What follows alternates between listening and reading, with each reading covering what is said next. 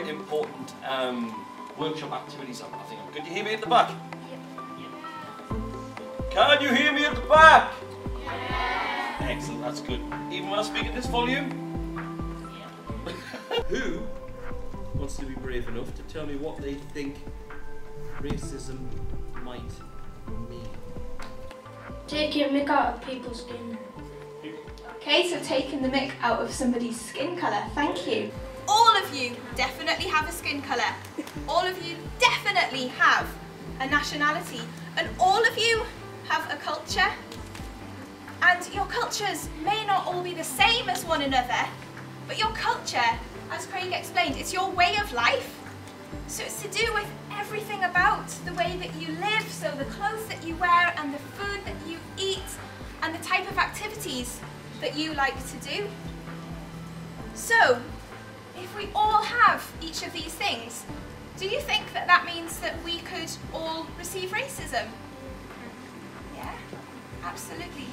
And so racism is treating people badly and treating people differently because of these things, but actually, we all have a skin colour, we all have a nationality, we all have a culture. And just because those things may be different to one another, that doesn't give us any rights to treat people badly. And in fact, it's a good thing because it makes the world a much more exciting place to be.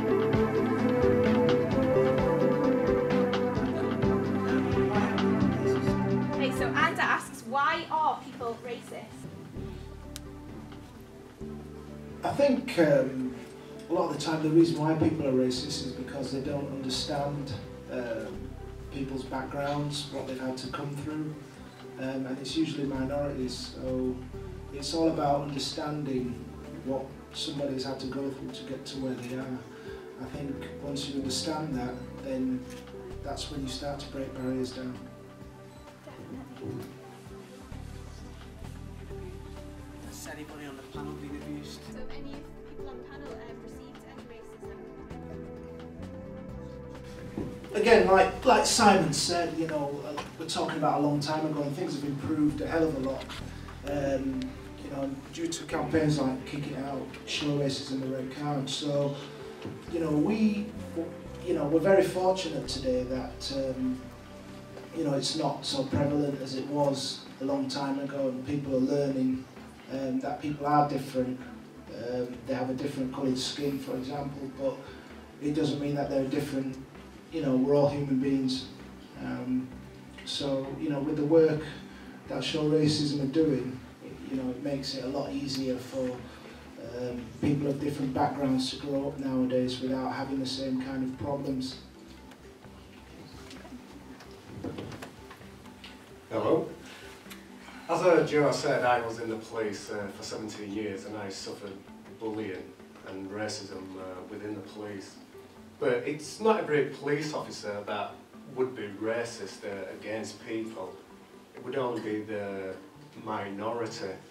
And it's obviously the minority, as with anything, it's a minority what spoils it for the majority. So I suffered racism, which forced me to have to leave from the police. And when somebody suffers racism, if anybody knows anybody who has suffered racism, you'll know that it's not only the individual who it can affect, but it can affect their friends, their family, and so they can notice a change in that person. So it's always good to know that you've got friends and family who can give you support, and that can help the problems that racism can, you know, cause the effect upon yourself. Thank you, that's a really important message. Let's have another question. Tough question to answer. Okay. How would you recognise racism if it was a group of people and you don't know if they're talking about you or not? Okay, so if you feel like somebody's talking about you and you're not sure whether it's racist or not, how would you recognise it?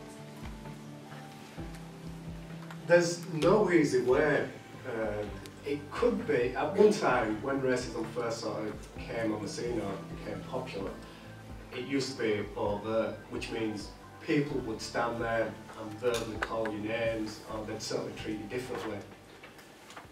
But now, sometimes you'll get a sense that you are being treated differently to other people be your friends, and you seem to be, you could be isolated, and you don't know why you're being isolated.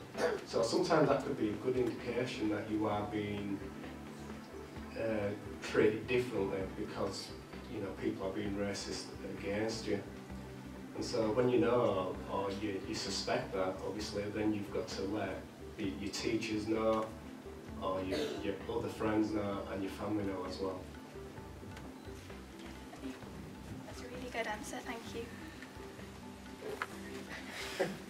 Have any of you ever responded once you've been called racist? Have you ever shouted back any racist names back at them? Have you ever responded at them? Well, for me, I questioned this person whether they were being racist against me. So I was met with silence. So if you put that question to somebody and say, are you treating me different because of my skin colour, and you don't get a reply back, it gives you two options. One is they are being racist against you, or the second one is they're not being racist against you. But if they don't say they're not being racist against you, then you form that opinion. So when it happened to me, the easiest thing for me to do was I was at work at the time, so bearing in mind I had my police radio, I had my handcuffs, I had my baton.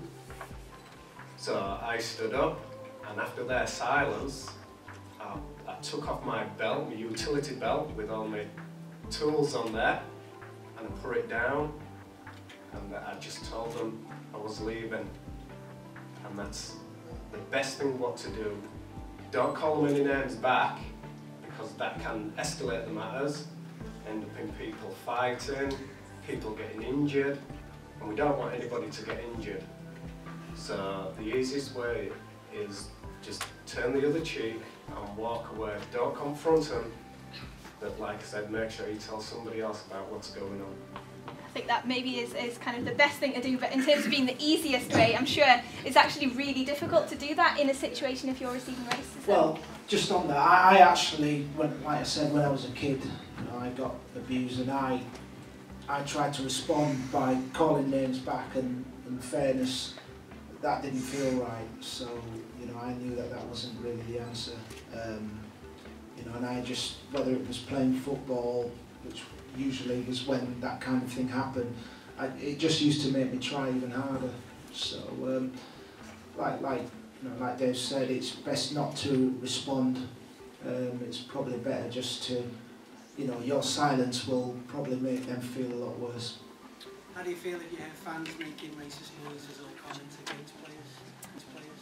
Okay, so how does it make you feel when you hear fans making racist noises or comments towards players?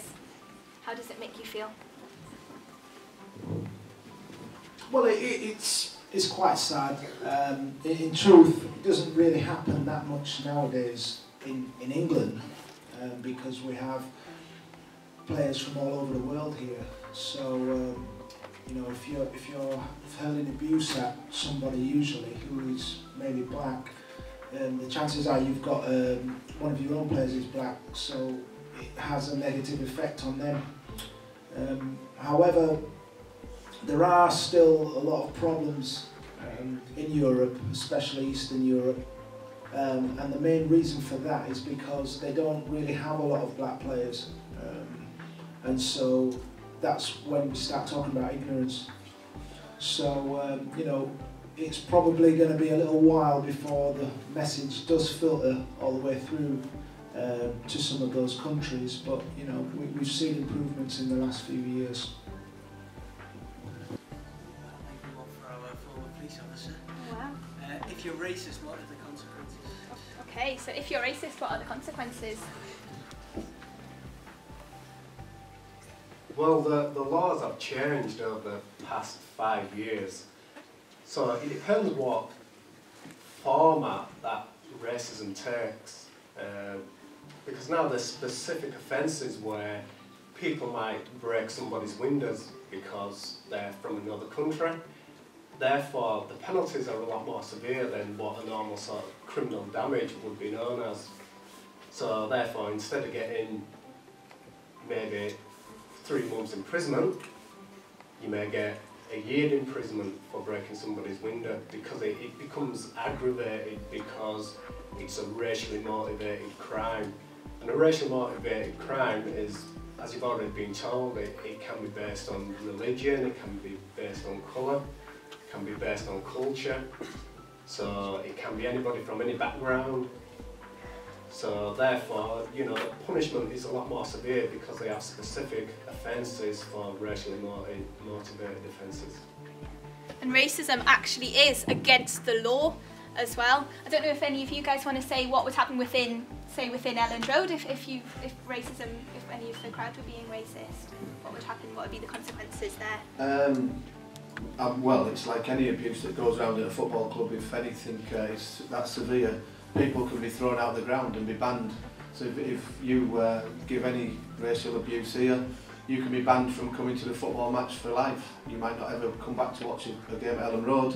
And I think you can be banned from all the other clubs within the country as well. So it's vitally important that you don't give any stick out when it comes to racial abuse. But obviously, if you hear it as well, it's about time you should report it to other people, and then they can do something about it, whether it's our football club or the stewards or the police.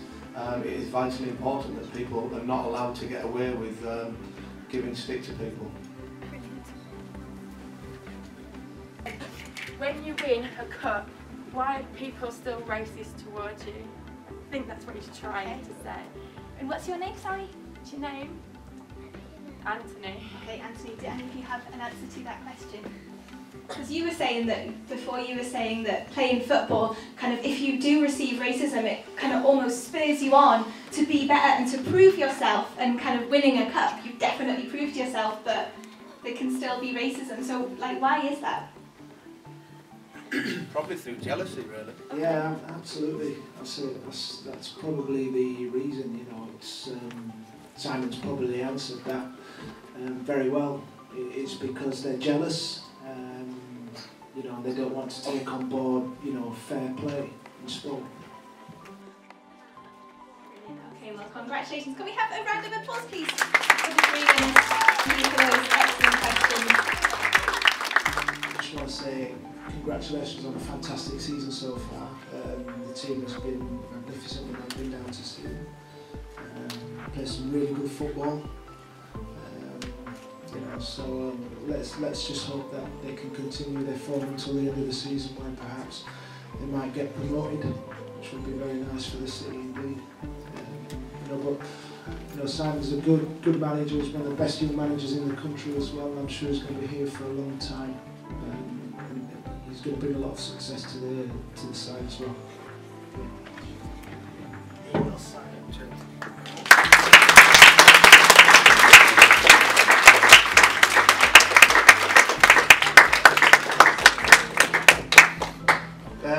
Thank you very much, Brian. Thank you for the award from Show Racism Red Card.